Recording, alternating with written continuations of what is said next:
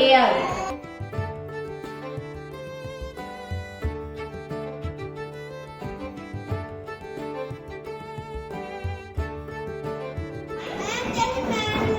Bottle, juicy cylinder, will sink. Yo, it's sand.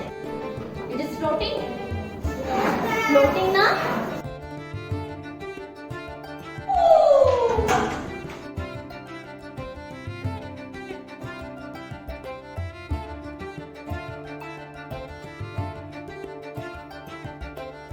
Hello friends, my name is Krisha. Today I am going to decide an experiment about air.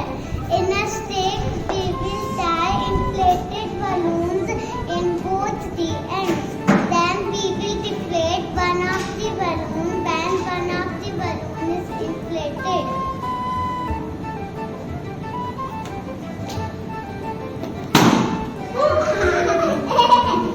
See, the balloon deflated.